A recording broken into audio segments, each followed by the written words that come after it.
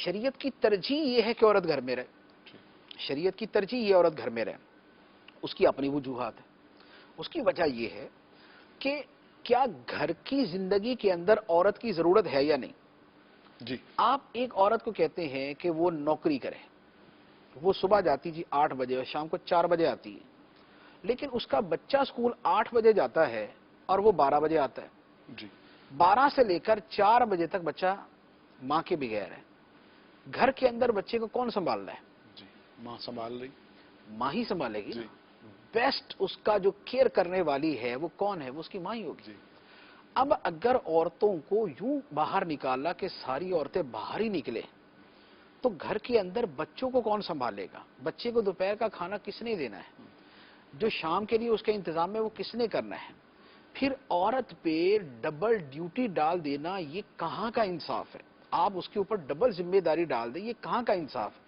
مرد 8 گھنٹے نوکری کرے, اس کے بعد اس نے گھر میں آرام سے چیئر پہ بیٹھ کے ٹی وی دیکھنا ہے. وہ ٹی وی دیکھتا رہے گا, میچ دیکھے گا, کچھ اور دیکھے گا, سیدھا دیکھے گا, الٹا دیکھے گا, دوستوں کے پاس نکل جائے گا. وہ نہ وہ گھر میں جھاڑو پھیرے گا.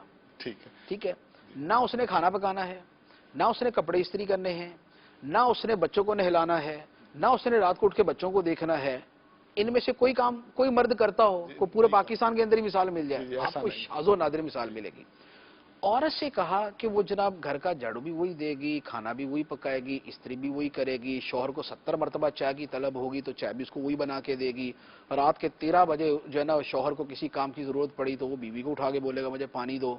یہ سارے کام وہ کرے گی اور اس کے ساتھ صبح 8 گھنٹے ڈیوٹی بھی کرے گی. تو شریعت نے فرمایا کہ عورت کو گھر بٹھا کے سارا کچھ دو.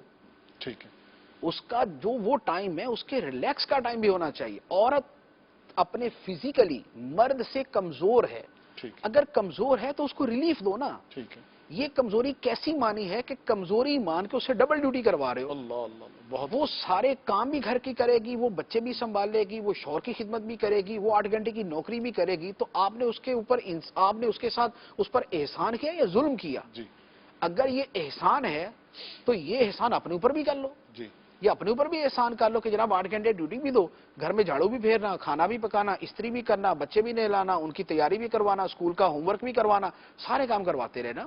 تو لہٰذا عورت کو جو گھر میں رکھا گیا ہے وہ بچوں کی تربیت کے لیے, وہ گھر کا نظام چلانے کے لیے.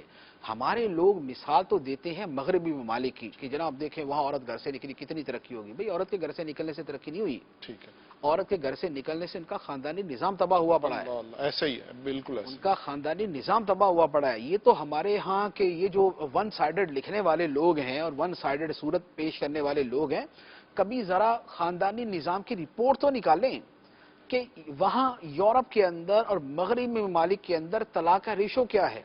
اگر آپ نے اتنی ہی طلاقیں یہاں کروانی ہیں تو بڑے شوق سے آپ بھی وہی سارا کام شروع کر دیں کہ اگر آپ نے بھی جو ہے وہ 98% گھرانوں میں طلاقیں کروانی ہی کروانی ہے زندگی کے اندر تو بڑے شوق سے آپ کریں.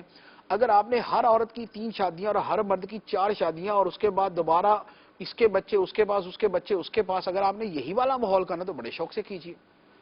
لیکن لوگوں کی حماقت کے اوپر ایسا تجربہ کروا کے صدیاں جو ہے قوموں کی صدیاں برباد نہیں کی جا سکتی کہ ریورس جانے کے اندر پھر صدیاں گزر جاتی ہیں اور بندہ وہاں پہنچ نہیں پاتا. اس لیے دین نے شروع میں فرما دیا کہ عورت کے لیے پریفرنس جو ہے, جو ترجیح ہے, پرائرٹی ہے, وہ اس کا گھر ہے. وہ گھر کا نظام چلائے, باہر کے معاملات کو جو ہے وہ شوہر دیکھے اور جو گھر کے معاملات ہیں اسے عورت دیکھے. تو یہ تقسیم کار ہے, یہ کاموں کی تقسیم ہے, اس کے اندر پابند کرنے کا نہیں ہے. آپ اس کے الٹ کر کے دیکھ لیں, آپ کو پتہ چل جائے گا کیا ہوگا کہ مرد کیا اس طرح گھر میں رہ سکتے ہیں اور عورت کیا باہر جا کے پھر اسی طرح صحیح رہ سکتی ہے.